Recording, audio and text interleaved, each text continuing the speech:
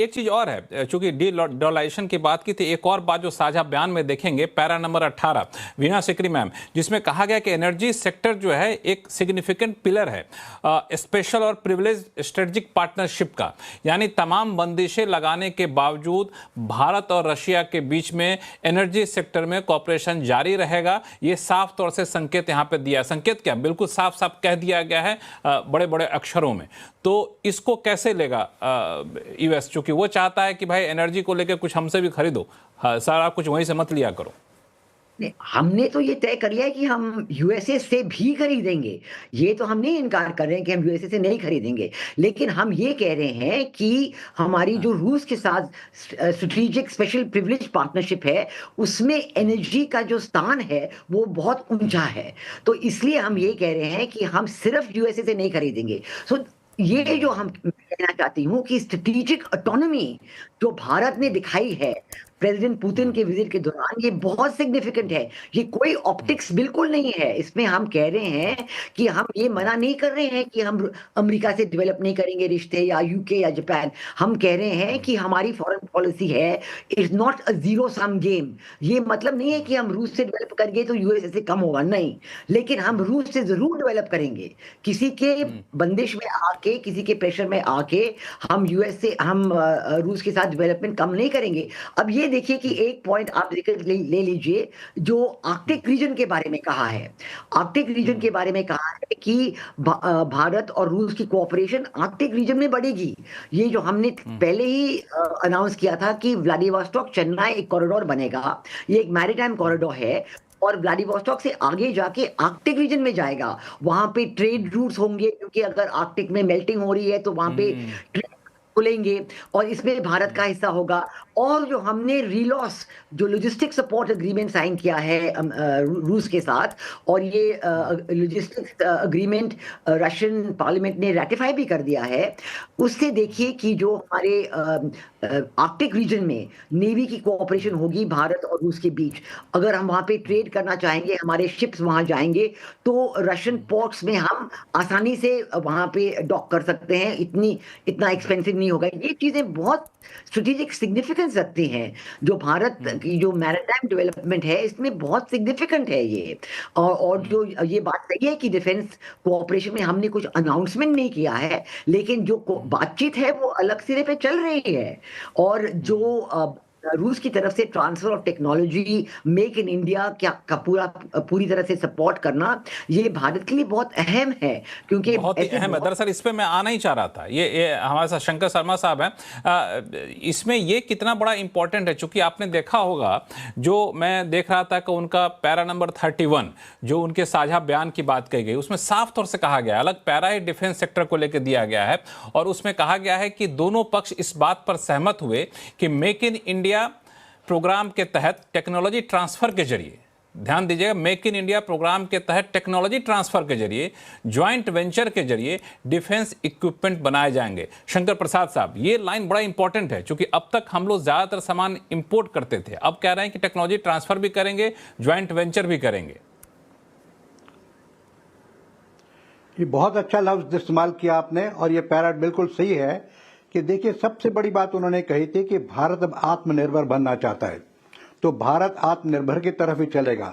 BrahMos missile भी आपको पता है कि रशिया से आया था, वह भारत में बन रहा है, और कई एक आइटम बन रहे हैं। इसमें बड़ा ये सबसे मेजर सब्जेक्ट है डिफेंस वाला। भारत इस समय करीबन 60 to 70% जो मिलिट्री इक्विपमेंट है वो रशिया से है। पिछले 10-15 साल में कुछ 10% या 8-10% अमेरिका से लिया है। यहाँ सबसे बड़ी जरूरी बात जो पूरा विश्व समझ रहा है, चाहे रशिया हो, चाहे अमेरिका हो, चाहे फ्रांस हो, चाहे और भी कोई यूरोपियन देश हो, कि भारत वही हथियार लेता है जो उसको बेस्ट सूट करते हैं। हम ऐसा कोई हथियार, ये एक we are very famous in the world, जो हथियार भारत टेस्ट के बाद लेता है वो वर्ल्ड का बेस्ट होगा। तो इस समय हमारे पास जो बातचीत हो रही है वो S-400 की हो रही है, S-500 की हो रही है, एडिशनल आप जैसे बता रही थी, मैडम भी बता रही थी, आर्टिक शिप बिल्डिंग की हो रही है, न्यूक्लियर सबमरीन की हो रही है, और सबसे बड़ी बात जो इस वक्त एनविल पर है, जिसमें both America and Russia are involve, और ये बड़ी जरूरी बात है कि अमेरिका हमको ऑफर कर रहा है F-35 फाइटर जेट, और रशिया हमको दे रहा है Su-57। अब इन दोनों का कंपैरिजन चल रहा है। अगर आप देखें इनके कंपैरिजन में तो एक शायद बेटर है दूसरे से, उसके बारे में मैं कहना नहीं चाहता, लेकिन वो सबको मालूम है। दूसरी बात यह है कि हमारा रशिया के साथ इतना पुराना रिश्ता होने की वजह से और आत्मनिर्भर की वजह से we are better poised for servicing, we are better poised for spares, we are better poised for transfer of technology, जो अमेरिका के साथ नहीं हो पाती है। तो इस पैराग्राफ में जो डिफेंस का पैराग्राफ है, और सबसे बड़ी बात एक और आपको समझनी चाहिए कि Russian equipment comparatively comes a little cheaper. तो हम ये देखेंगे कि रशिया के साथ हमारा डिफेंस जो है वो बहुत जबरदस्त है। T-90 टैंक्स हमारे पास हैं और हमारे पास किस्म किस्म के जहाज हैं, लेकिन हमने राफेल भी लिया है बीच में फ्रांस से। So we are going to buy the best equipment, वो रशिया को पता है। लेकिन सबसे बड़ी बात यह है they will transfer technology and will be able to make this equipment in platform in India. तो डिफेंस का जो मैं समझता हूं, जो शुरू से हम सोच रहे थे इनकी विजिट से पहले से। शंकर प्रसाद साहब, एक चीज और आपसे पूछूं, फिर मैं सुनील सुब्रमण्यम साहब के पास जाऊंगा कि ये जो रशिया के साथ जो हम लोग इक्विपमेंट लेते हैं, हमें ऐसा बताया गया कि आप यूएस के साथ लेते हैं तो यूएस कई सारे बंदिशें रखता है कि आप कब कब इस्तेमाल करेंगे वो हम आपको बताएंगे, इन स्थितियों में आप इस्तेमाल नहीं करेंगे, ये बंदिशें होंगी, उसके ठीक ठाक करना, मरम्मत करना तो हमारे लोग जाएंगे। तो इस तरह की बंदिशें क्या रशिया भी लगाता है क्या? बिल्कुल नहीं। आपके सामने एक एग्जाम्पल है, ब्रह्मोस मिसाइल जो रशिया से हमें मिला था टेक्नोलॉजी ट्रांसफर के साथ, वो हम इंडिया में बना रहे हैं। उसको अभी इंडियन ओशियन में बेचा है हमने, इंडियन ओशियन खरीद रहा है। और बहुत एक और भी कई एक आइटम्स हैं, एपीसीज हैं, कई एक आइटम्स हैं भारत में जो रशियन ओरिजिन के हैं, जो भारत में बन रहे हैं, वो हम एक्सपोर्ट कर रहे हैं। अब बहुत जगह भारत का जो मिलिट्री सेक्टर है उसमें export is a very important thing. और जो रशियन इक्विपमेंट है उसी को भारत के अंदर बना के एक्सपोर्ट कर रहे हैं।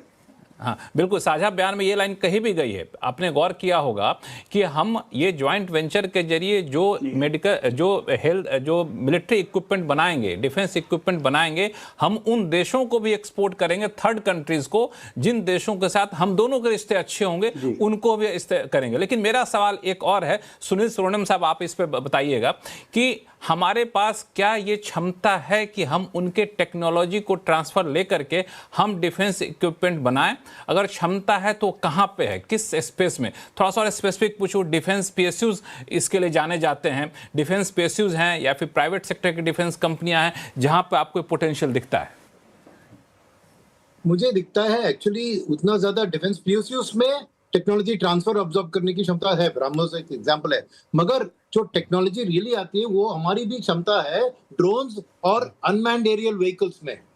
ये हमारी आत्मनिर्भरता के कारण हमने बहुत क्या, मेरा ख्याल है कि रशिया को भी ये पसंद आएगी और उनकी भी जो टेक्नोलॉजी इसमें है उससे अगर ज्वाइंटली इसको विन विन बनाकर और भी बेहतर बनाए तो बहुत अच्छी बात है। और सेकंड बात, जो रशिया और अमेरिका में फर्क क्या है बताए, अमेरिका अभी F-35 हमें बेचने को तैयार होगी, मगर क्या है, कोई गारंटी नहीं कि वो पाकिस्तान को भी नहीं बेचेगी। Whereas रशिया से बस गारंटी है कि वो पाकिस्तान को नहीं बेचेगी। तो ये एक फेयर वेदर फ्रेंडशिप का बात किया था। अमेरिका का कोई भरोसा नहीं कि आज हमें बेचे, वो सेम प्लेन को पाकिस्तान में बेचे, फिर टेक्नोलॉजी का क्या फायदा। Whereas रशिया का क्लियर कट है कि सपोर्ट इंडिया की तरफ होगी। तो वो एक इंपॉर्टेंट चीज है, मैं कहना चाहता था। बिल्कुल, एक बड़ा इंटरेस्टिंग पॉइंट आपने बताया। नरेश कौशिक साहब, ये तो बड़ा इंटरेस्टिंग होगा कि यूएस भी चाहे कि हम भी अपना सामान बेचें, यहाँ रशिया सामने साफ कर दे कि हम आपसे सामान लेते रहेंगे, जेवी करेंगे, टेक्नोलॉजी ट्रांसफर करेंगे। यूएस की रणनीति क्या होगी ऐसे में? देखिए, यूएस तो जाहिर है अपना माल बेचना चाहेगा, और अभी भी भारत के और रूस के, भारत और अमेरिका के जो सामरिक रिश्ते हैं वो कोई कमजोर नहीं हुए, ट्रेड रिश्तों पर जरूर आंचाई है, अभी जॉइंट एक्सरसाइजेज भी हुई है।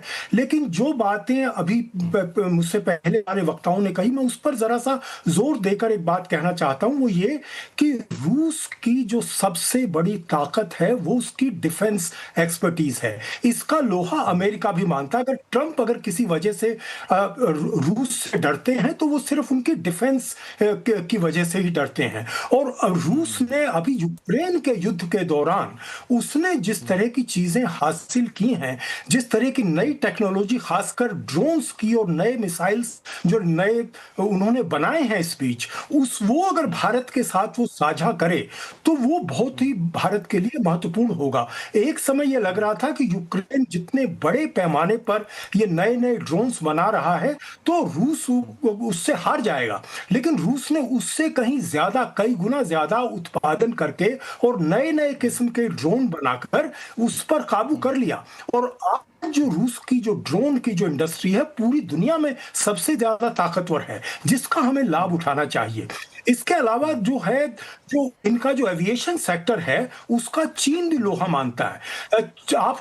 आपने देखा होगा चीन जो है बहुत हद तक इस समय रूस को मदद कर रहा है और रूस चीन पर काफी निर्भर है, लेकिन जो डिफेंस एविएशन है उसमें चीन रूस पर निर्भर है। यानी अभी भी वो बहुत सारी चीजें अपने रूस के बहुत सारे एक्सपर्ट्स को वो अपने यहां बुला रहा है कि वो जो, क्योंकि चीन को अभी भी विश्वास नहीं है कि उसने जो जिस तरह की अपने मिलिट्री इक्विपमेंट, जिस तरह से अपने 5th जनरेशन वाले जो एयरक्राफ्ट बनाए हैं, जो एंटी मिसाइल सिस्टम बनाए हैं, वो उतने कामगर होंगे जैसे कि रूस के हो रहे हैं। क्योंकि आप देखिए कितना पूरा नेटो की फौज लगी हुई है परोक्ष रूप में रूस को हराने के लिए, लेकिन रूस यूक्रेन में नहीं हार पा रहा है। इसकी वजह यह है कि रूस अपने आप में काफी बड़ी ताकत है और इसका लोहा इस समय पूरी दुनिया मान रही है, जिसका हमें फायदा उठाना चाहिए।